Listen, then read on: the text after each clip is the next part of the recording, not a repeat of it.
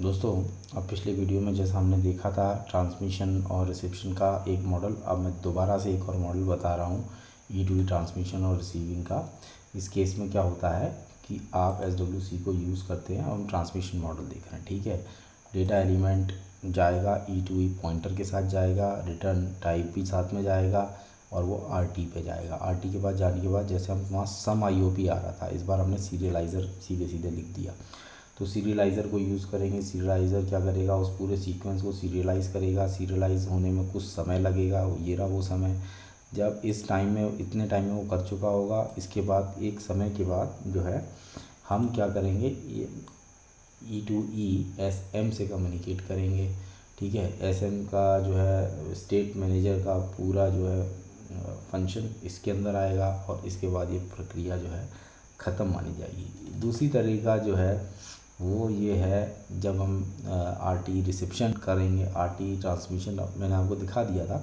अब मैं आपको RT, ये रहा RT ट्रांसमिशन जो अभी हमने देखा था, RT रिसेप्शन हम देख रहे हैं SE के फॉर्म में देख रहे हैं। तो इस केस में भी वही होगा। अब इसमें तीन जो मेजर ब्लॉक है, तीन मेजर ब्लॉक है। ठीक है, एक है आपका पीरियोडिक और पीरियोडिक SWC प्रोसेसिंग का लूप लगाया सबसे नीचे, उससे पहले उसके ऊपर जो आया है वो RT का आया और उससे सबसे ऊपर जो आया कम्युनिकेशन स्टैक आया।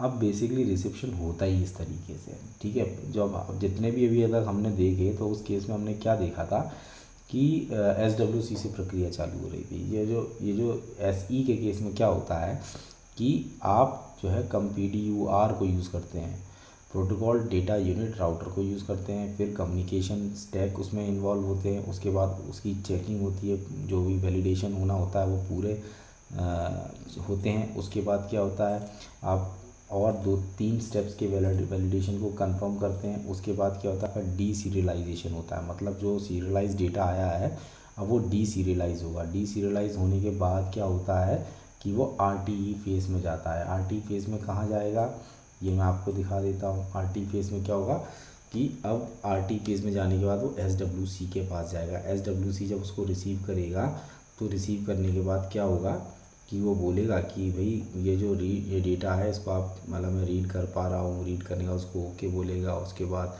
जब उसका स्टेटस जो है वो बताएगा, पॉइंटर उसको कुछ रिटर्न करेगा, हैंडल स्टेटस जो है वो इन्फॉर्मेशन जाएगी। उसके बाद जो है पीरियोडिक कम्युनिकेशन कंटिन्यूसली जो है चलता रहेगा।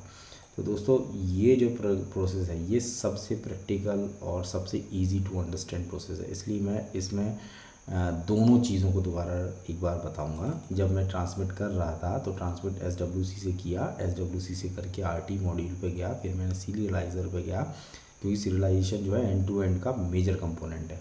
उसके बाद आपने उसको E2E कंट्रोलर पे दे दिया, जो कि आपका जो ECU के अंदर ऑलरेडी है, ये हार्डवेयर की तरह फॉर्म में रहता है। और यहाँ से जो है, क्योंकि ECU पे है तो ECU के कम्युनिकेशन स्टैक्स यूज़ होंगे, अलग अलग सीरियलाइजेशन का, प्रोटेक्शन का और स्टेट मैनेजमेंट की स्कीम्स इम्प्लीमेंट की जाती है। उसके बाद आता है जब ये डेटा यहाँ से दूसरे ECU पे चला गया। जब ये दूसरे ECU पे चला गया तो ये दूसरे ECU पे रिसीव कैसे होगा।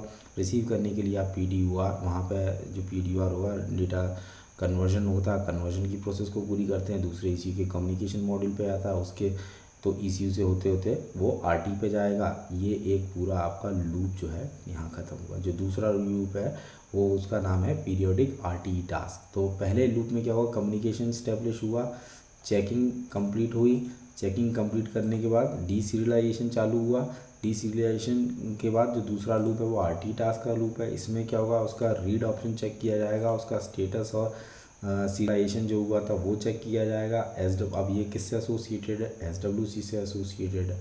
तो ये SWC ये सॉफ्टवेयर कंपोनेंट जो कम्युनिकेट करेगा, तो कम्युनिकेट करने के जो तरीके हैं वो उसको फॉलो करेगा, जो मोर और लेस जनरली वही है। फिर चेक करो, फिर सीरियलाइज़ करो, है ना। उसके बाद इस तरीके से ट्रांसमिशन और रिसीविंग की प्रोसेस जो है वो पूरी हो जाती है।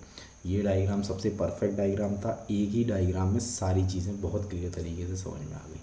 दोस्तों, यदि आपका इस वीडियो से रिलेटेड कोई भी डाउट हो तो आप कृपया कमेंट सेक्शन में ज़रूर बताइए। धन्यवाद।